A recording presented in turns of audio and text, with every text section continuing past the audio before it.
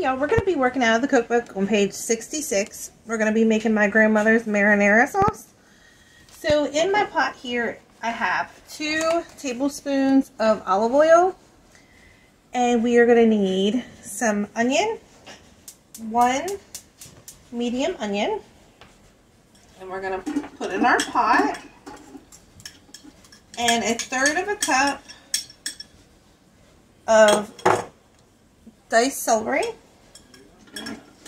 We're going to put that in here, and we are going to cook this in the olive oil until it is softened. And let's bring you closer so you can see.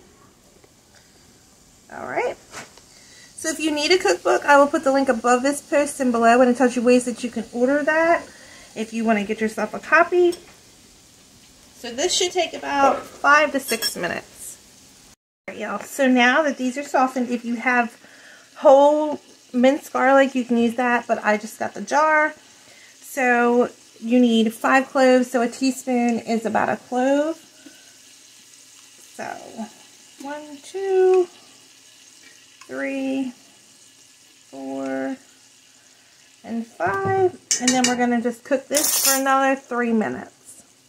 Alright, y'all, the next thing we're going to do is add 1 6-ounce of tomato paste. And we're going to get this stirred around in with our onions and our celery.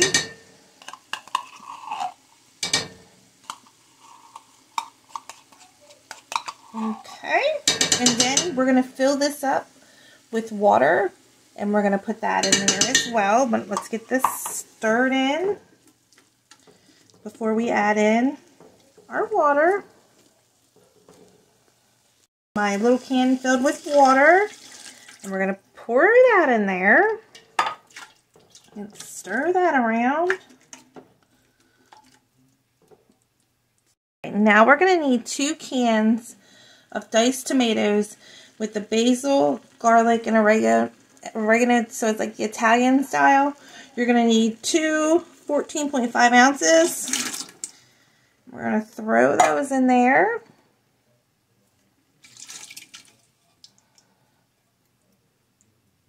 Now we're going to need a 28-ounce can of crushed tomatoes. And we're going to throw that in there. Now we need to fill this up with water as well. There you go. So I filled that with water. We're going to dump that in. So again, the 28 ounces plus 1 28-ounce can of water. The next thing we're going to need is some tomato sauce. And you're going to need 2 8-ounce, and here's my little 8 ounces of tomato sauce. So we're going to need 2 of those.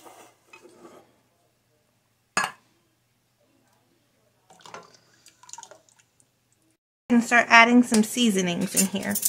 We're going to need 1 teaspoon of garlic powder. Okay. We're going to need a 1/2 teaspoon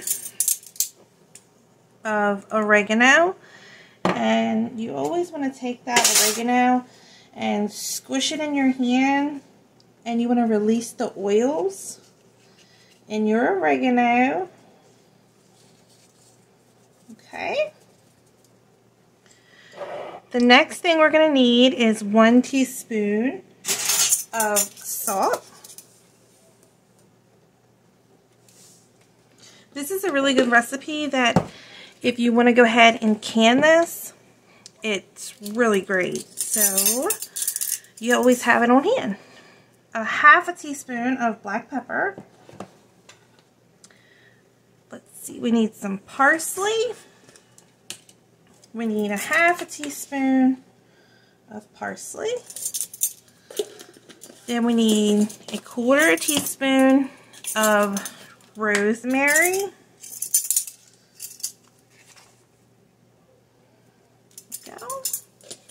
And then we need a 1/4 teaspoon of basil.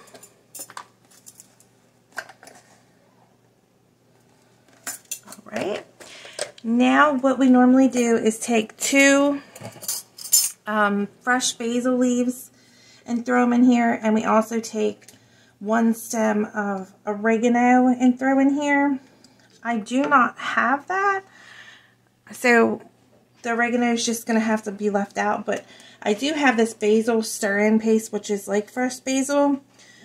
And what I'm going to do is I'm going to add in about a teaspoon of this. And that'll be pretty much just like having the fresh. And if you want to go ahead, you can add another 1/4 teaspoon of oregano just to go for the fresh oregano, but you don't have to. So we're going to just let this come together, and I'm going to put some sausages in here and let them cook with the sauce. You do not have to. That's completely up to you. Sometimes we would put meatballs in here, but I'm going to put some Italian sausages in here.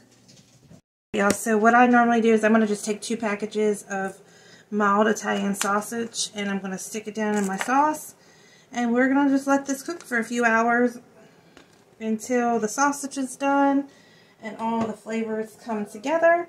So I'm going to get my other packet of sausage in here, and we're going to let this cook maybe about 4 hours. Again, you can do it as long or short, but the longer that you cook it, the better the flavors are. But you want to make sure that if you're putting your sausage in, you don't have to, but it gives it flavor. You can add a little bit of fennel if you do not want the sausages in there, and it'll give a little bit of that sausage taste. Again, you do not have to put the sausage in here, but you just want to make sure that your sausage is done completely. And meatballs.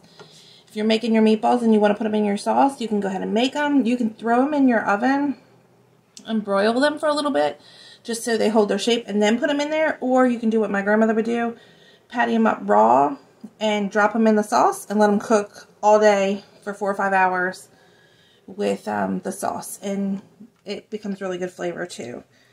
You can also put a pork chop or something else in there too if you want to do that. But I will see you back here in a few hours once our sauce is all done. Alright, y'all, so it's been simmering for about 4 hours.